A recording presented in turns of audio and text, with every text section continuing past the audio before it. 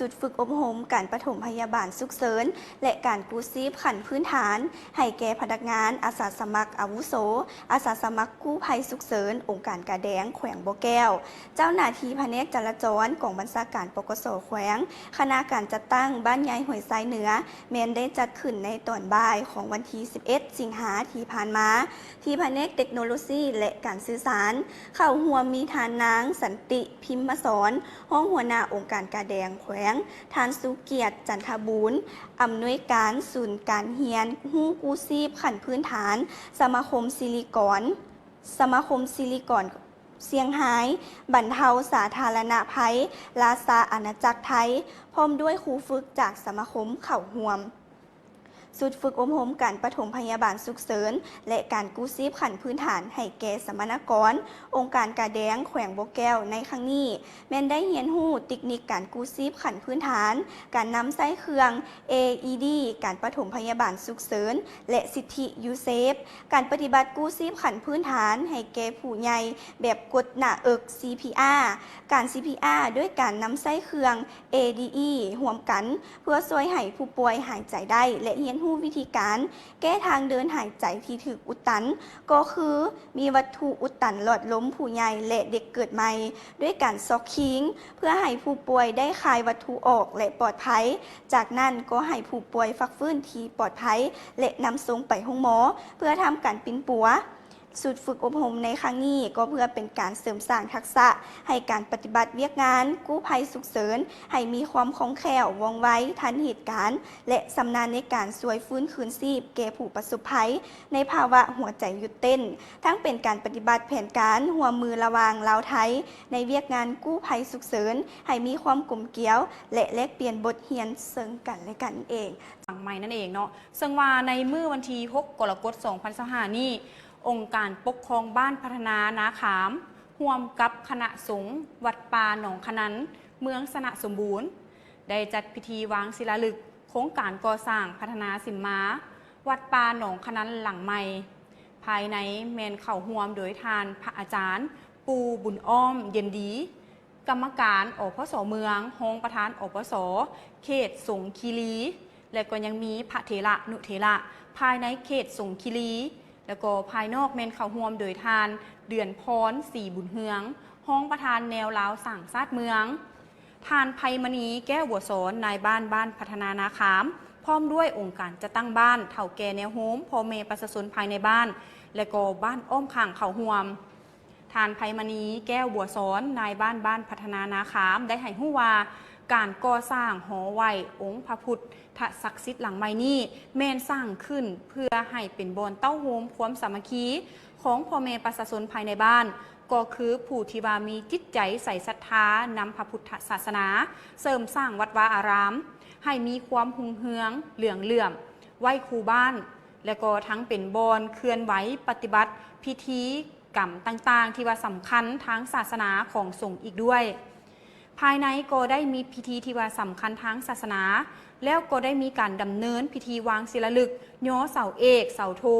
เพื่อเป็นสิริมงคลโดยการนำพาสร้างของพระอาจารย์ปูบุญอ้อมเย็นดีเจ้าอธิการ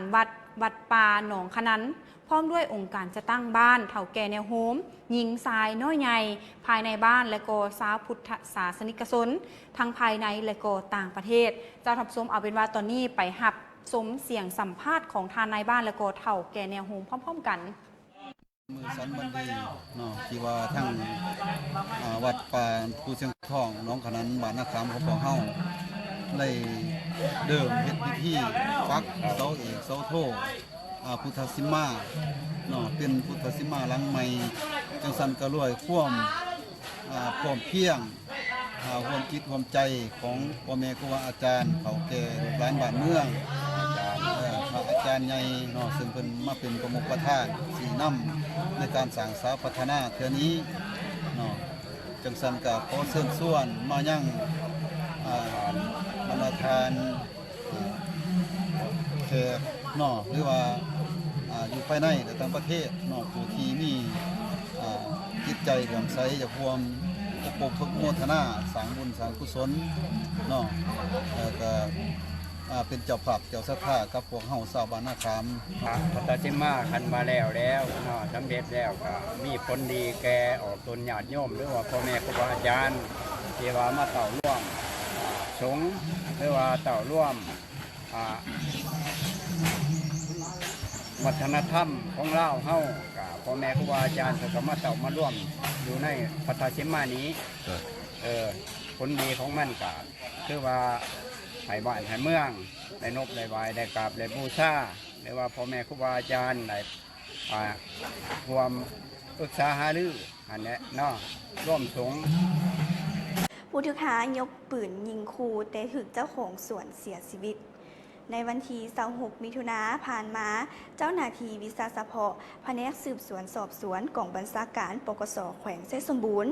สมทบกับเจ้าหน้าที่ปกส.เมืองล่องซานและอำนาจการปกครองบ้านนาไซเมืองล่องซานแขวงไชยสมบูรณ์ได้นำตัวท้าววงมณี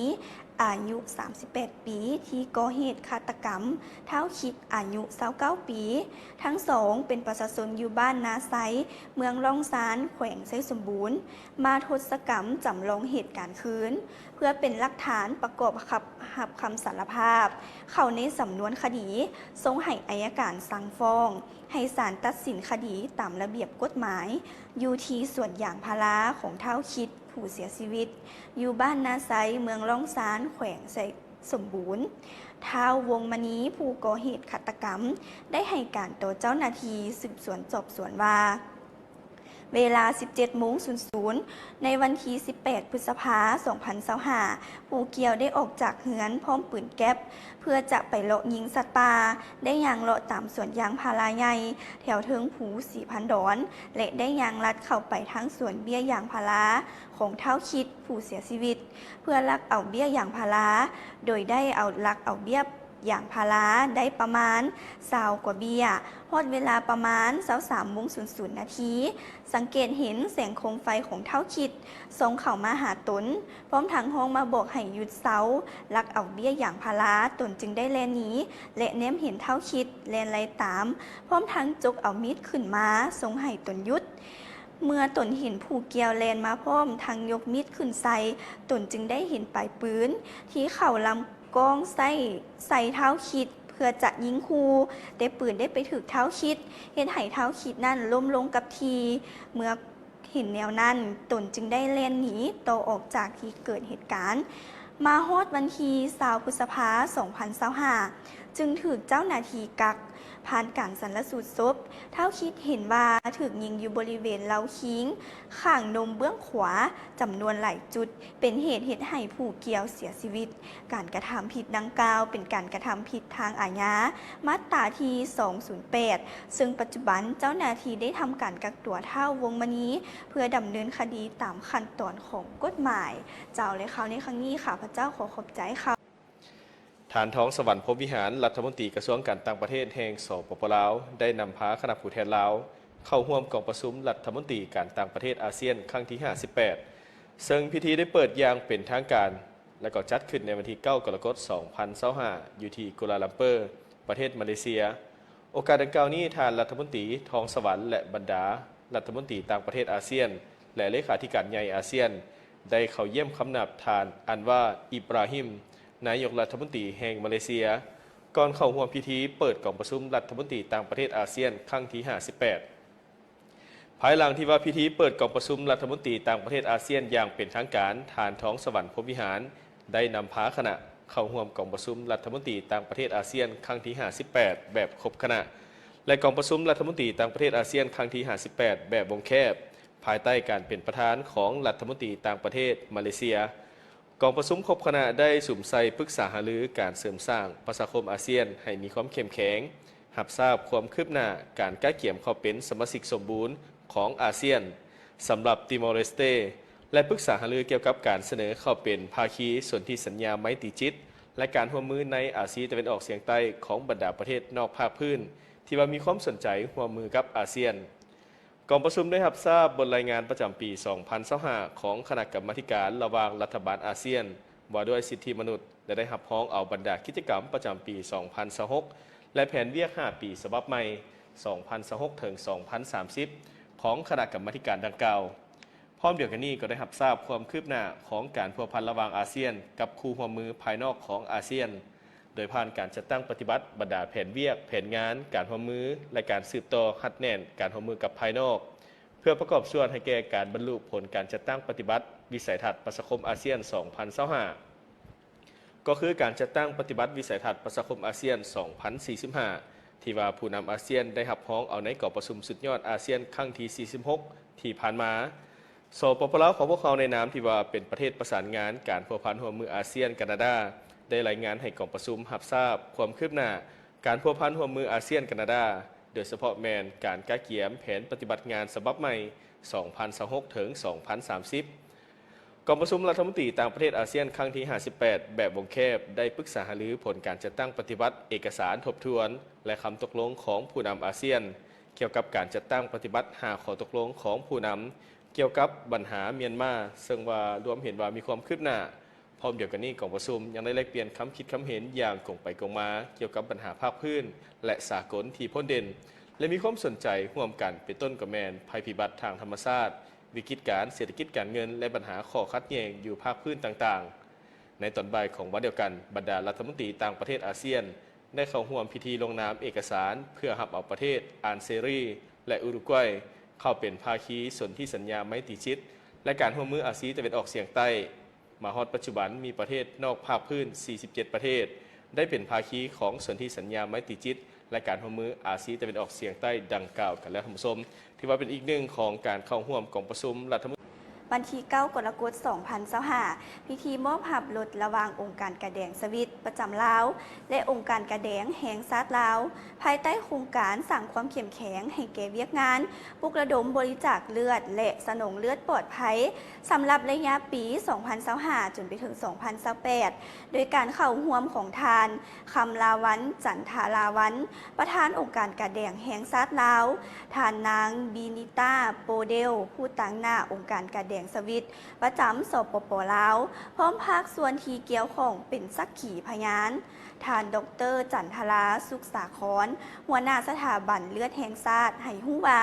พาหนะที่องค์การกระแดงสวิตนำมามอบในครั้งนี้มีรถจิปโตโยต้าฟอร์จูเนอร์1คันและรถโตโยต้า2คันรวมมูลค่าทั้งหมด 116,500 ดอลลาร์มอบให้สถาบันเลือดแห่งชาติ1คันศูนย์เลือดแขมเซสมบูรณ์1คันและศูนย์เลือดแขวงเซกอง1คันซึ่งเป็นการเสริมสร้างขีดความสามารถในการออกหน่วยรับบริจาคเลือดเคลื่อนที่ในเขตเป้าหมายดังกล่าวความสำเร็จในครั้งนี้แม้นสืบเนื่องมาจากการลงนามในบทบันทึกความเข้าใจในเดือนธันวาคม 2024 ผ่านมาซึ่งวางพื้นฐานหัดแน่นการหัวมือระหว่างองค์การกระแดงแห่งชาติลาวและองค์การกระแดงสวิตเพื่อปรับปรุงเวียกงานการปลุกระดมบริจาคเลือดและสนองเลือดปลอดภัยในสปป.ลาวพาหนะดังกล่าวเป็นทรัพย์สินอันล้ำค่าของทีมหน่วยรับบริจาคเลือดเคลื่อนที่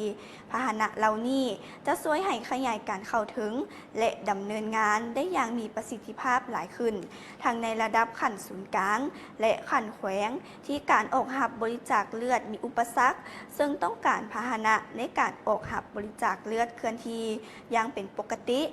การมอบหับพาหนะในมื้อนี้ถือเป็นบาดเก้าสำคัญในการรับประกันว่า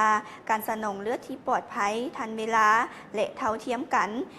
นั้นสามารถเข้าถึงได้สำหรับทุกคนในวันที่ 7 กรกฎาคม 2025 ทานสุพลจันทวิไสผู้อำนวยการใหญ่บริษัทลาวโทรคมมหาชนมีทานดาวบีวงไซเอกอัครราชทูตผู้ต่างหน้าถาวรแห่งสปป.ลาวประจำองค์การสหประชาชาติและองค์การจัดตั้งสากลอื่นๆที่เซเนลและพร้อมด้วยบรรดาคณะผู้บริหารทานนิวัตเย็นกายห้องผู้อำนวยการใหญ่แขนงการตลาดการขายและทานจันทราบุญผลห้องผู้อำนวยการแขนงการตลาดการขายบริษัทลาวโมบายมันนี่จำกัดผู้เดียวในการขึ้นรับรางวัล Vices Prizes 2025 ในครั้งนี้เป็นรางวัลนานาชาติที่ว่าจัดขึ้นโดย ITU เพื่อเป็นการสนับสนุนโครงการและนวัตกรรมทางด้านดิจิทัลที่ช่วยเสริมสร้างการพัฒนาอย่างยืนยงซึ่งในการรับรางวัลในครั้งนี้แมนเพื่อแสดงให้เห็นถึงความก้าวกระโดดของการเติบโตของแอปกระเป๋าเงินอิเล็กทรอนิกส์ในลาว M-Money X ด้วยความก้าวหน้าด้านการขยายการบริการทางด้านธุรกรรมด้านการเงินเช่นว่าการชำระการโอนเงินเข้าออกการจ่ายใบบินจ่ายภาษีจ่ายประกันสังคมและอื่นๆให้แก่ประชาชนหลายล้านคนที่บ่สามารถเข้าถึงการเปิดนำไส้บัญชีธนาคารโดยแอป M-Money X ได้มีการผลักดันให้การบริการทางด้านการเงินที่ว่าเป็น Unbanked ให้กับประชาชนที่บ่สามารถเข้าถึงบริการธนาคารหรือว่าบริษัทการเงินให้มีโอกาสในการเข้าถึงเข้าร่วมในกิจกรรมทางด้านการเงินเพื่อเป็นการขยายเศรษฐกิจให้กว้างขวางภายในประเทศและปรับปรุงความมั่นคงพื้นฐานทางด้านการเงินให้เข้มแข็งและ M-Money X ได้วางแผนสำหรับอนาคตข้างหน้าเพื่อสนองด้านธุรกรรมทางการเงินบ่ว่าจะเป็นทางด้านสินเชื่อจุลภาคให้แก่ครอบครัวบุคคลในเวลาที่จำเป็นโดยเฉพาะแม่นสำหรับผู้ที่บ่สามารถเข้าถึงการบริการธนาคารหรือว่าการบริการกู้ยืมแบบธนาคารสำหรับ M-Money X ได้เกี่ยมความพร้อมและก็ดำเนินการอย่างครบถ้วนตามระเบียบกฎหมายทางด้านการเงินทั้งหมดที่วางออกและก็ได้เข้าร่วมเป็นสมาชิกของ LabNet เป็นแพลตฟอร์มการจ่ายเงินอิเล็กทรอนิกส์ e-payment ที่สร้างขึ้นโดยธนาคารแห่งสปป.ลาวหรือว่า BOL เพื่อเป็นระบบกลางในการประสานงานระหว่างธนาคารพาณิชย์ต่างๆแอปกระเป๋าเงินดิจิตอล e-wallet หรือว่าผู้ให้บริการจ่ายเงินดิจิตอลซึ่งลูกค้า M-Money X สามารถได้รับผลประโยชน์จากการบริการทางด้านการเงินทั้งหมดโดยบ่จำเป็นที่ว่าจะต้องเปิดบัญชีธนาคารในปี 2024 ที่ผ่านมาจำนวนผู้สมัครใช้ M-Money X เพิ่มขึ้นจาก 300,000 คนเป็น 800,000 คนคาดกันว่าจะเพิ่มขึ้นเป็นประมาณ 1,100,000 คนภายในปีนี้หรือว่าปี 2025ด้วยการเข้าถึงที่ว่ามีข้อจำกัดของธนาคารในบางโขงเขตเห็นให้ M-Money X สามารถเข้าถึงลูกค้าได้ง่ายเพียงแต่มีสัญญาณอินเทอร์เน็ตก็สามารถเฮ็ดธุรกรรมทางด้านการเงินต่างๆในแอปเดียวด้วยความสะดวกสบายและมีความปลอดภัยโดยเฉพาะแมนยูเขตชนบทได้เข้าถึงการบริการด้านการเงินดังนั้นกระเป๋าเงินอิเล็กทรอนิกส์ M-Money X จะสามารถตอบโจทย์การเข้าถึงการเงินได้ทั่วถึงเพื่อให้เศรษฐกิจที่มั่นคงและก็การกระตุ้นชีวิตการเป็นอยู่ของพ่อแม่ประชาชนเนื่องในโอกาสวันบุญเข้าพรรษาปีนี้หรือกงกับวันที่ 10 กรกฎาคม 2025 ขึ้น 15 ค่ำเดือนลาวเดือน 8 ลาวชาวพุทธศาสนาสนิกชนทั่วเมืองสนาสมบูรณ์ต่างก็ได้นำเอาปัจจัยเครื่องไสยทานต่างๆแล้วนำมาถวายแต่องค์พระสงฆ์สามเณรอยู่ตามวัดวาอารามต่างๆภายในเมืองอย่างมีบรรยากาศคึกคืนโดยเฉพาะอยู่ที่วัดหลวงรัก24ของเมืองก็ได้มีการนำผักลัดของเมืองพร้อมด้วยชาวพุทธศาสนิกชนทั้งภายในและเมืองอ้อมข้างเข้าร่วมทำบุญใส่บาตรถวายปัจจัยเครื่องไสยทานต่างๆแด่พระสงฆ์สามเณรเพื่อรักษาได้ฮีตของประเพณีอันดีงามของชาติลาวที่คนลาวชาวพุทธได้ปฏิบัติกันมาแต่ดุนนานให้ยืนยงนอกนั้นยังเป็นการอุทิศบุญกุศลให้เจ้ากรรมนายเวรญาติพี่น้องและสรรพสัตว์ทั้งหลายที่ล่วงลับไปแล้วตามความเชื่อทางศาสนาเข้าร่วมในพิธีครั้งนี้มีพระอาจารย์ใหญ่คำพักพรหมไสยกรรมการองค์การพุทธศาสนาสัมพันธ์ลาวแขวงจำปาสักประธานองค์การพุทธศาสนาสัมพันธ์ลาวเมืองพระอาจารย์ศรีบุญเฮืองล้วนอัมพรคณะประจำองค์การพุทธศาสนาสัมพันธ์ลาวเมืององค์ซี่นำเวียกงานรอบด้านองค์การพุทธศาสนาสัมพันธ์ลาวเขตสงคำหลวงท่านนางภูไพทองพิมพ์วงศาเลขาคณะบริหารงานพรรคเมืองสนะสมบูรณ์พร้อมด้วยการนำเมืองและออกตนญาติโยมเข้าร่วมอย่างหลวงหลายวันบุญเข้าพรรษาเม่นบุญปางใหญ่ที่นอนอยู่ใน22ของ14เป็นประเพณีอันเก่าแก่ดังเดิมของชาวพุทธที่ได้สืบสานกันมาอย่างยาวนานนับแต่สมัยบูหานกาลจนถึงปัจจุบันซึ่งประเพณีดังกล่าวแม้นถูกจัดขึ้นเป็นประจำในระยะมื้อขึ้น15 ค่ำเดือน 8 ของเราทุกๆปี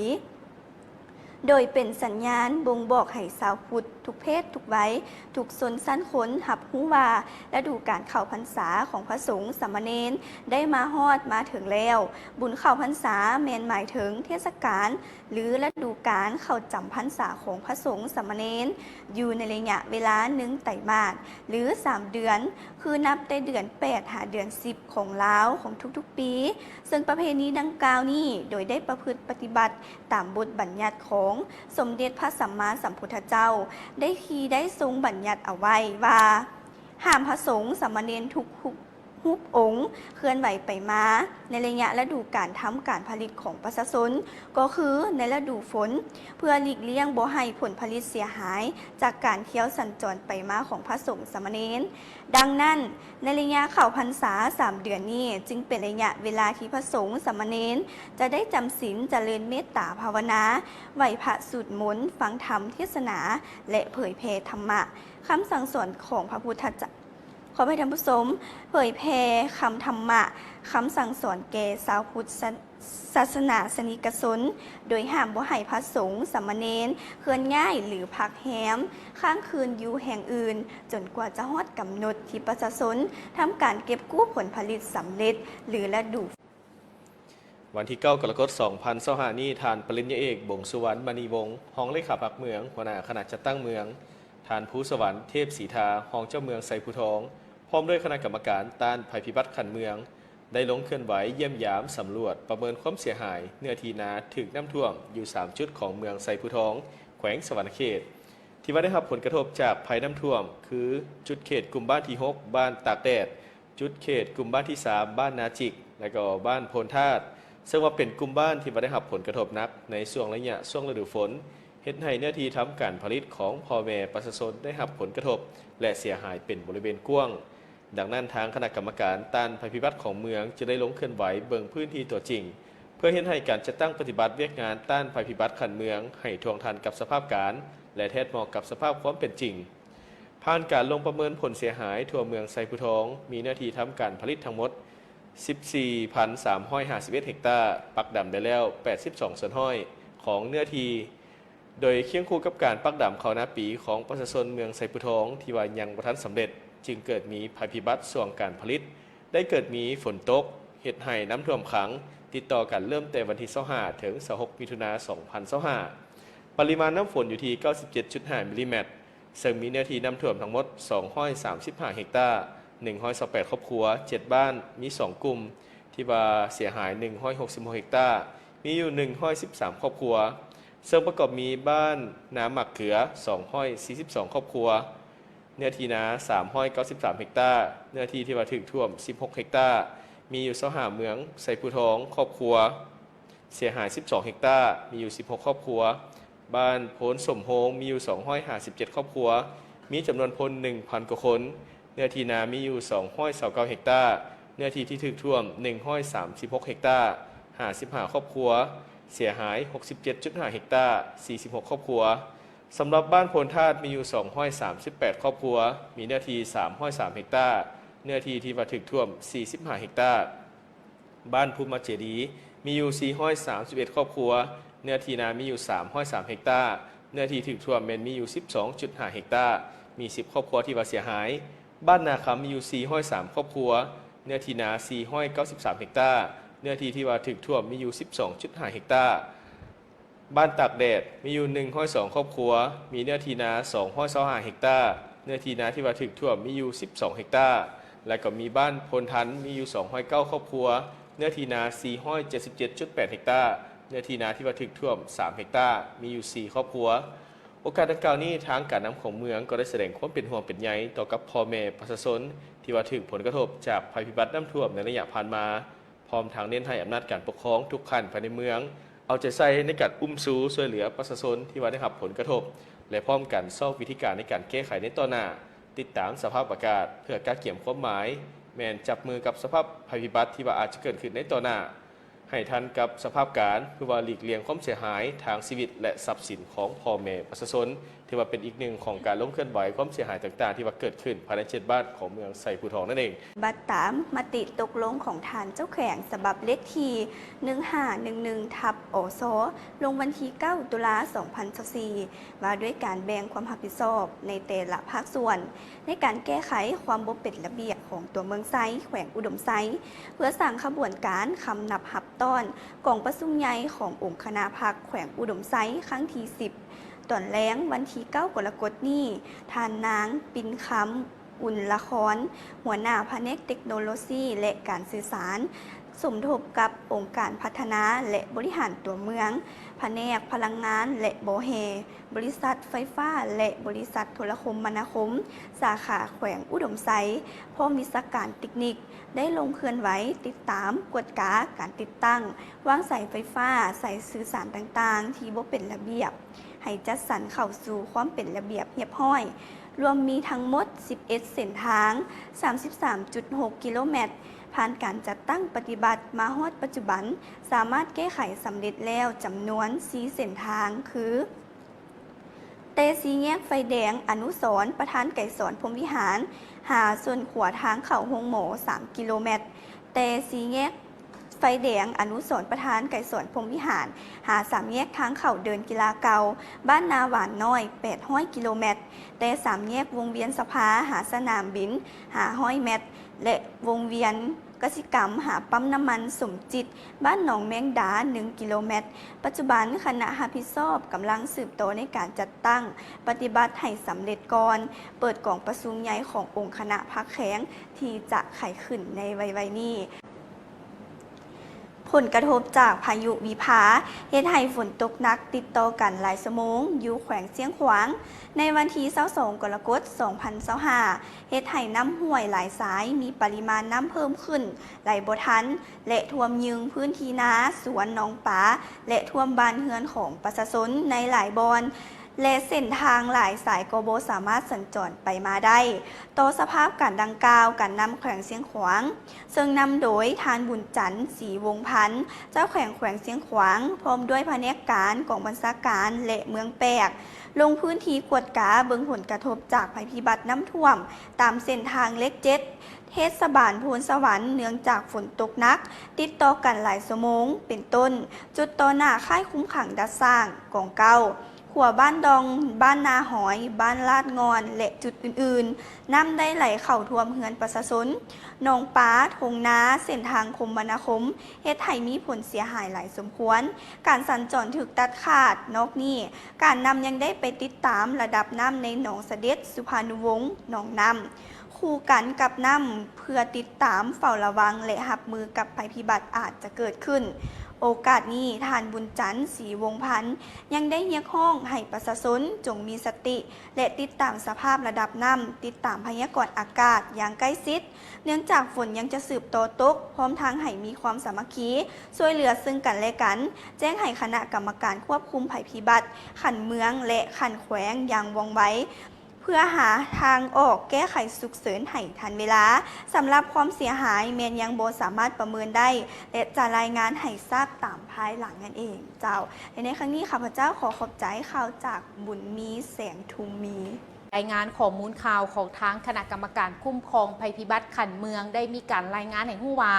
ในระหว่างวันที่21และวันที่22 กรกฎาคม 2025ที่แขวงขมวนแม่นได้รับอิทธิพลจากพายุวิภาเฮ็ดให้มีฝนตกหนักและก็อยู่ที่เมืองคำได้เกิดมีฝนตกหนักนับตั้งแต่วันที่21และก็วันที่22ซึ่งเฮ็ดให้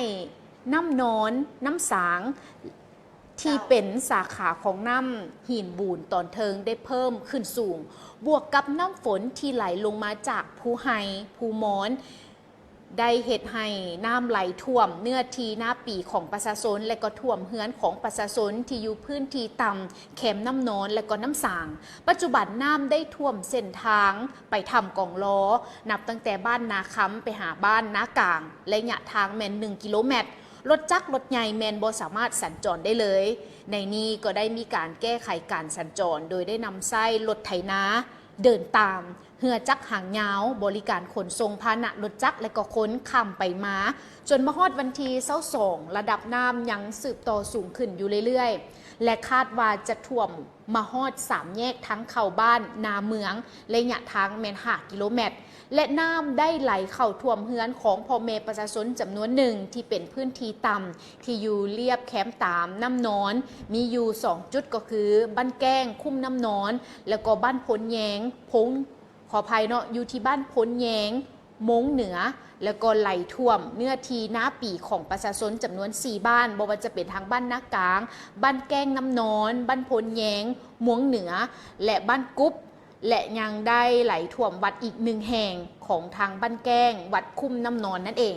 สำหรับเนื้อที่ที่ถูกท่วมปัจจุบันกำลังเก็บกับข้อมูลพร้อมนี้ทั้งคณะกรรมการคุ้มครองภัยพิบัติขันเมือง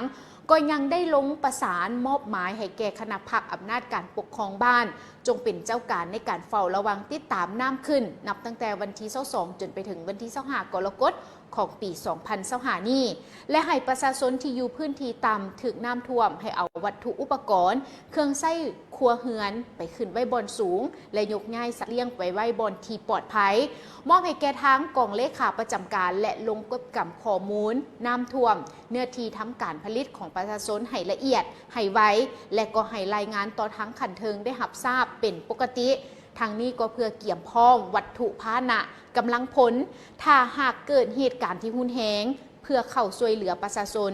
ให้ทันกับสภาพการภัยพิบัติที่อาจเกิดขึ้นในต่อหน้านั่นเองถือว่าทุกๆภาคส่วนก็ได้มีการคุ้นเคี่ยวเฝ้าระวังเนาะสำหรับเหตุการณ์น้ำท่วมในครั้งนี้ก็ได้มีการเฝ้าระวังพร้อมๆกันนั่นเองดังนั้นแล้วก็ต้องขอเป็นกำลังใจให้ทุกๆพื้นที่ที่ประสบภัยกับน้ำท่วมในครั้งวันที่23กรกฎาคม2025นี้ทั้งคณะกรรมการต้านภัยพิบัติขันเมืองได้ประชุมค้นคว้าและจัดแบ่งทีมงานลงไปช่วยเหลือพ่อแม่ประชาชนที่ประสบภัยน้ำท่วมซึ่งได้แบ่งออกเป็น4 ทีมก็คือทีมที่1นำโดยทานไมแก้วสุขคำมูลห้องเลขาผักเมืองลงช่วยเหลือกลุ่มเมืองเปาโพนไซและก็ทีมที่2นำโดยทานบุญเลี้ยงศรีลีพันธ์คณะประจำผักเมืองห้องประธานคณะกรรมการปกครองเมืองลงช่วยเหลือกลุ่มเวียงพันธ์สำใต้เมืองผัดและก็ทีมที่3นำโดยทานจิตทวี